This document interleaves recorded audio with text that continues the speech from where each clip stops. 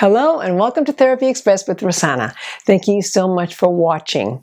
Today we are going to talk about being in your head and how unknowing that can be.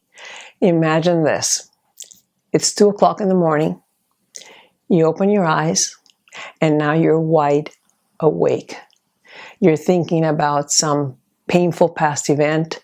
You're thinking about what you're going to do tomorrow. Some project at work. You're thinking about that weird rash on your leg. You're thinking about your next door neighbor. You're thinking about anything and everything. And there's nothing you can do about it. But your mind is a very complex machine and it wants to fix things. And usually it does a great job. But because it's so good, it has a hard time shutting off. And because it can't shut off, there's no filter in there. Anything and everything can go through your mind and it keeps you awake. And then you toss and you turn and you're thinking, what am I gonna do about blah, blah, blah. And really, there's no answer. You might come up with some suggestions to your own head, but there's not really an answer because really, what can you do at 2 o'clock in the morning? Not much. So why do we do it? Why are we constantly in our heads? It is because we want to avoid suffering. We want to solve something. And most of the time, we're trying to solve something that hasn't even happened yet. So, if you can solve it by thinking about it, why continue to do it? You're going to lose sleep. You're going to wake up or be up tomorrow morning and you're going to have no new solution to your imagined problems, or even if they're real problems, there's still not much you can do at 2 o'clock in the morning or 3 o'clock in the morning or whatever time it is that you wake up. And you get up in the morning and you're tired and you have no answers. So what is the solution for this? The most important thing that you can do in the middle of the night, and I've done this myself because I've woken up just like you in the middle of the night. Not so much now with thinking about things because I implement all these little tools that I'm going to give you. You need to reconnect with the present moment because, as I've said before many times, nothing is happening in the present. And if it is happening in the present, something, whatever it is, you are handling, you're not worried about it. You're not thinking about what you're going to do because it's there before you and you're now actually doing a plan to take care of it. If some little fire goes off in the kitchen, you're going to be thinking, I wonder what I'm going to do if a fire starts in the kitchen. You're just going to now just get the fire extinguisher and put out the fire. So that's why you're going to use these techniques, and one of them is to come back to present time. Next thing that you can do is observe that your mind is racing and thinking of things. Become the observer of those crazy thoughts and say, oh, look what I'm thinking now. Do it sort of in the next person. Oh, look what she's doing now. Look what he's doing now. He's thinking this and that. And that detaches you from the thought.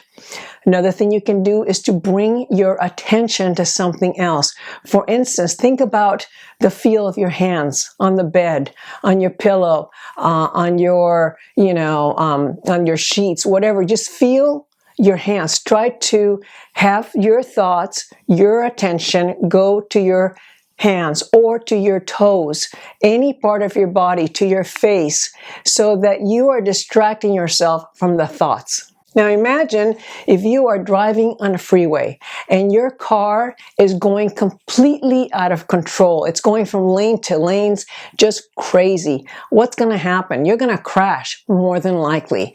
Well, if you're in bed and you are thinking just a million thoughts, it's like that car going in and out of lanes. So a visualization you can try is to pretend you are in a car and bring the car back to the center. If it starts swerving, or you can pretend it's swerving and bring it back. Stay center. Visualize this in your head, driving and staying in the center lane. And that way, that's sort of like avoiding the veering in all directions, which is what your mind is doing. The next thing that you can do, and I do this often, especially in meditation, is to count your breaths. You can count in 4, hold at the top for as long as you can, and then release it. And do this several times. All your focus is going to go to your breath. And if your focus is on your breath, it cannot be on what you're going to do tomorrow when you get to work. How are you going to talk to your boss about wanting a promotion or a project that you're anxious about? So concentrate on the breath. And then the very last thing that I'm going to offer you today, and this is the one that I think works the best. What can I do now? More often than not, you're going to say nothing. There's nothing you can do at 2 o'clock in the morning. And you're wasting your time just wide awake thinking. So ask, what can I do? If there's actually something you could do, like, oh my God, I'm worried, did I leave the door open? You can actually go downstairs or go to the next room and check the door. That's something you can do, and you can feel at peace. But if there's literally nothing you can do about calling a person that you need to call or checking an email, you don't need to get up and check an email, or even though you could, but you don't have to do that. It'll be there in the morning. And again, there's not anything you can do. You could answer it perhaps, but maybe they're not even going to be reading it until the next morning. So ask yourself, what can I do now? And one little last thing I want to say is, if you are concerned about things that you have to do the next day, you don't want to forget them, and that's why you're keeping them in your head, is to make a list of all the things that you need to do.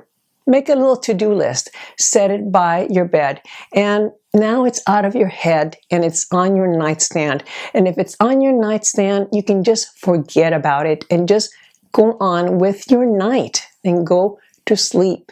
And everything will be there in the morning, I promise you. That's it for today. I hope this was helpful to you.